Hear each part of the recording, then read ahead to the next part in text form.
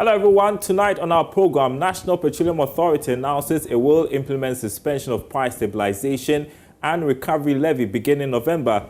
Meantime, government is hinting it will consider calls to remove taxes on fuel products to cushion consumers. Almost all the ecumenical bodies in this country are making some kind.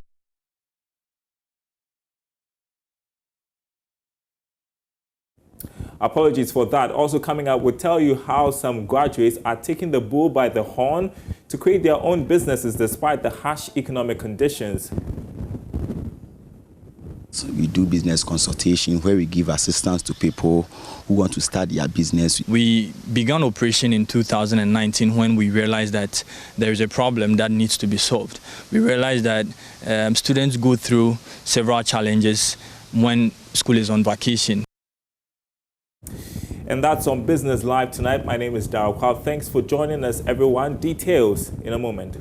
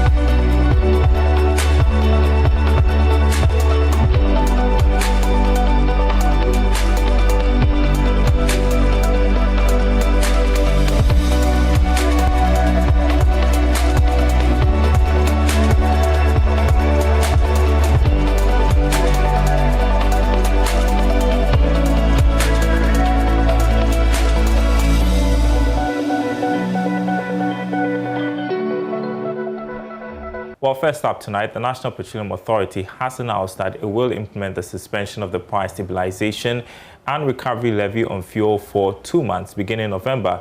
The authority, in a notice, said this is based on a letter from the Finance Ministry directing it to commence a reduction from the beginning of next month. Now, this will mean that the price of petrol will go down by 16 pesos per litre, whilst that of diesel will reduce by 14 pesos when the implementation begins. The implementation of the tax is, however, the tax reduction, I should say, is dependent on parliamentary approval. Now, government says it is willing to consider removing some taxes on petroleum products, but this will be based on some conditions. Now, this follows calls for government to cushion consumers. Deputy Minister of Energy, Andrew Ejapamesa, says government is looking at other programs that will cushion consumers in these difficult times. He has been speaking on PM Express Business Edition. So what was the value of your increasing taxes and levies from 28 pesos to the 169? And they will tell you that they had to use it for EFGHI expenditure. And then you ask them that, oh, so those EFGH expenditure have all gone away? They have failed to exist? And of course, they will have a difficulty in providing an answer. But I'm saying that, yes, it is a duty of government to manage through a balancing act of its total revenues and expenditures. It is the duty, responsibility, which we admit and accept, of government to provide relief. And you recall when the COVID hit, government provided relief, water, electricity, feeding to people who, because of the pandemic, were unable to make ends meet. You heard the kinds of things. We understand that. No, hold on. You recall the kinds of things that they said. Yeah. You recall? Some of them, Honorable. You don't recall all of them? I recall some of them, not all of them. Yeah. So that's the nature. And should that be the conversation?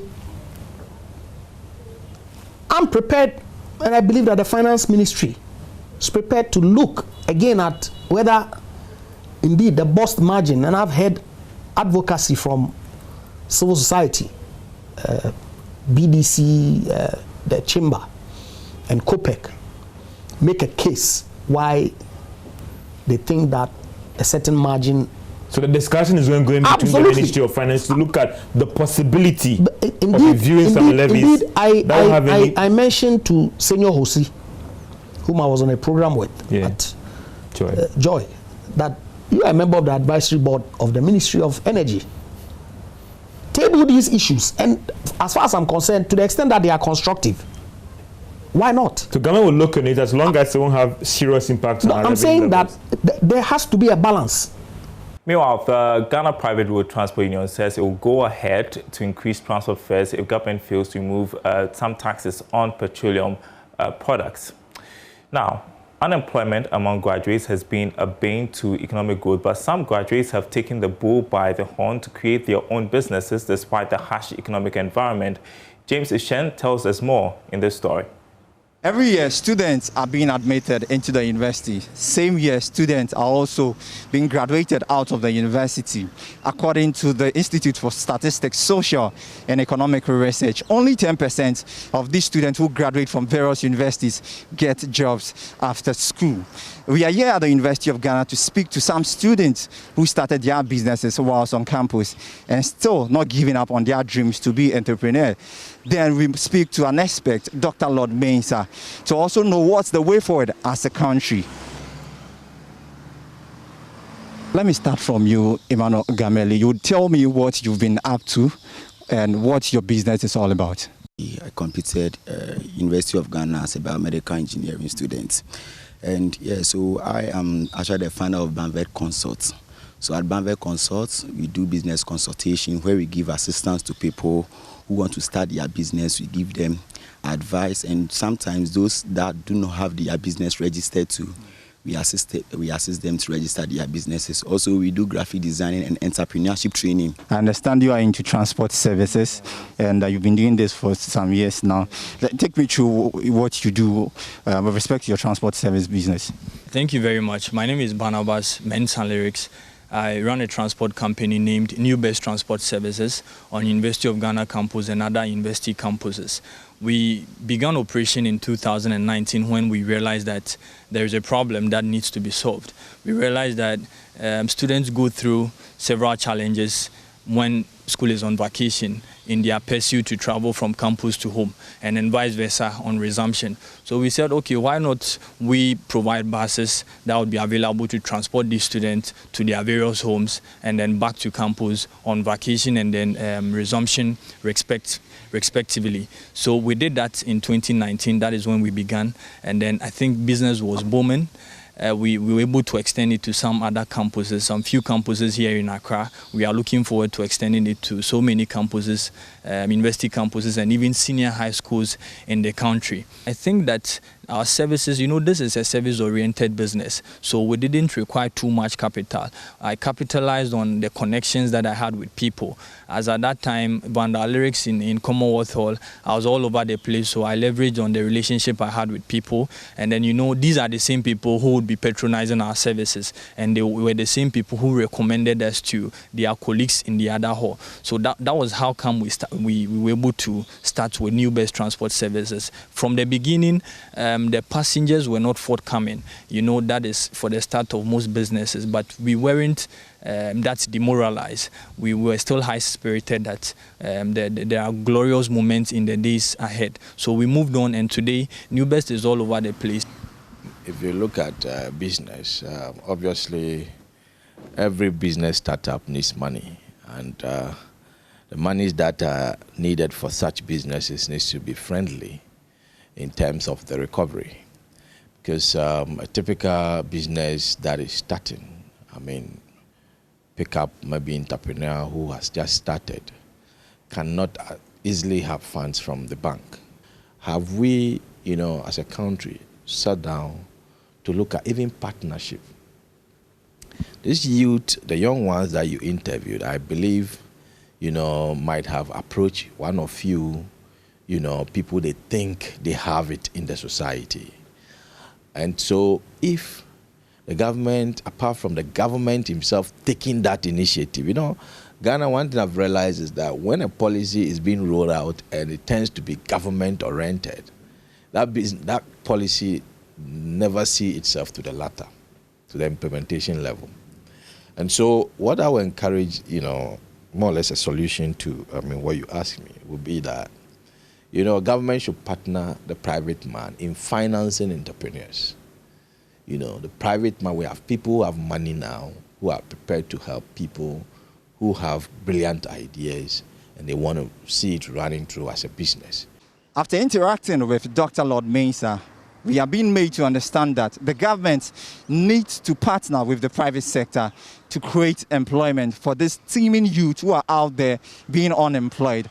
This can be done when there's a thorough partnership from the private sector as well as the public sector. For Joy Business, James Ishen. While still related, Chief Executive Officer of Accents and Arts, Constance Swanika, is calling for the institution of coaching and mentorship hubs for young people to prepare them for entrepreneurship. She believes with the right training, startups can thrive in the private sector post-COVID-19. There's more in this report. The Stanford Seed Business Conference is targeted towards helping businesses that are growing to scale up their activities. The conference was in order to identify challenges these businesses are facing post-COVID and to help them achieve stability going forward. Here is President of the Stanford Seed Transformation Network Ghana, Linda Ya Ampa. 2020 brought a lot of challenges with it, but at the same time it created a lot of opportunities, and we are grateful to God that we are all here to continue to pursue initiatives and activities that would contribute to developing Ghana's economy. Additionally, the African Continental Free Trade represents an important milestone in achieving an economically integrated Africa, which provides opportunities for businesses. It is also important to note that the UN has declared 2021 the International Year of Creative Economy for Sustainable Development to promote sustained and inclusive economic growth, foster innovation, and provide opportunities, benefits, and empowerment for all. United States Ambassador to Ghana, Stephanie Sullivan, in her remarks, stated that Ghanaians should leverage the opportunities presented by the Stanford Seed Transformation Network to be able to meet global standards. Innovation can mean combining pre-existing ideas and technologies in novel ways. As we plan our own personal and business transformations, it's also important to look at the big picture, the business environment in Ghana and globally. That is why I'd like to mention President Biden's recent announcement of the Build Back Better World program. Chief Executive Officer of Accents and Arts, Constance Swanika, speaking to Joy Business, called for the institution of coaching and mentorship hubs for young people to prepare them for entrepreneurship. As a young startup, what you're actually looking for is mentorship, coaching, capacity building. And so let's look at those sort of tools that would enable a young person, take the first step. So I would definitely encourage that we have more hubs that are incubating startup businesses, and to begin to grow that and to grow the incubation ecosystem. Startups can only emerge after you have learned what it takes to be an entrepreneur. Not everybody is meant to be an entrepreneur, but if we're going to create an environment that allows them to start and fail and learn from it, and I think this is what we are all saying. We've all gone through the pain of entrepreneurship. And so young people should also realize that, this sense of entitlement, and expect that we all started off and we all had access to seed capital. In fact, in our generation, or at our time, there was nothing like startup capital. They are lucky that they have incentives from both the public sector right now. The government, I understand, is doing quite well to push initiatives too, but you have to earn it. If you haven't gone through the pain of what it takes to be an entrepreneur, you don't have the capacity building. What would you do if we gave you startup capital? And you're watching Business Live. There are more stories to come right after this break. Do stay tuned.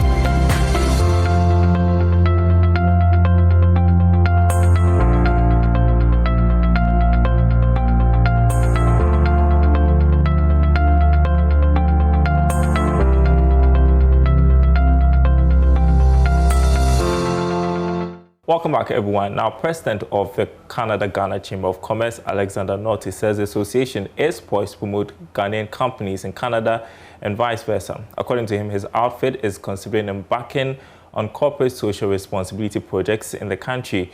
More from an event dubbed CEOs Connect. The Canada-Ghana Chamber of Commerce is bent on taking full advantage of existing opportunities and create new ones for its members. The association aim is to promote the interests of its members by providing advocacy and business information, networking opportunities, as well as services to encourage and develop a close relationship and bilateral trade between Canada and Ghana. Here is the president of the association, Alexander Norty. This program is all about business. It's all about business networking between local companies and Canadian companies. The chamber has a lot of multinational companies, but the thing is to promote trade between Canada and Ghana. We're trying to promote Ghanaian companies to do business in Canada and vice versa. The relationship is very good. As the chamber, we have the Canada High Commission, who also are members of the chamber, and we have the Canadian Trade Attaché, who's here with us today. So basically, we liaise with them on a regular basis. They're part of us, and we interact on a regular basis. Yeah. The association seeks to be proactive and promote businesses for the development of bilateral trade for both countries. James Eshon's report for Joy Business. The Ghana Federation of Forest and Farm Produce Association has trained members on the adoption of GPS to profile trees planted as part of the Green Ghana initiative. The tree planting exercise aims at mitigating climate change, which has negative effects on livelihoods. Project coordinator of GAFAP, Benjamin Safo, explains the skills received will also be used by farmers to accurately measure their farm size to ensure profitability. Anaya Ojima was at the training for leaders of farmer groups in the association and filed this report. To restore depleted forests in the country, various efforts have been made by Ministry of Lands and Natural Resources to plant trees. Efforts to plant 5 million trees in one day, dubbed Green Ghana Day in June this year, has been described as the biggest intervention. To aid the forest landscape restoration, members of GAFAP are mandated to plant trees, especially on their farms. Project coordinator Benjamin Safo speaks about their target. There is this forest and farm facility project with the Food and Agriculture Organization, the FA, who sponsored, that we are embarking on. But key among it is the outcome, one is issues on climate change. And we all know the issues of climate variability recently in our nation. So we want to capitalize on that. And one effective tool is the tree planting exercise.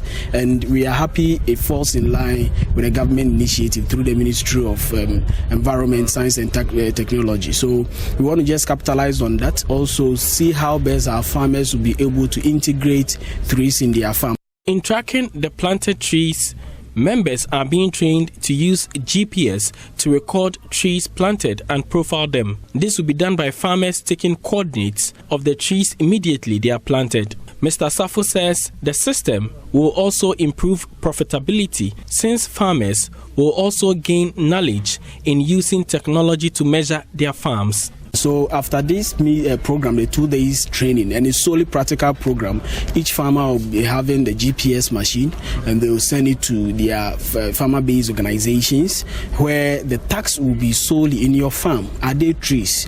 Just take the coordinates of those trees, map your farm, profile it. We've taught them how to create the maps to show the various indications of where trees are.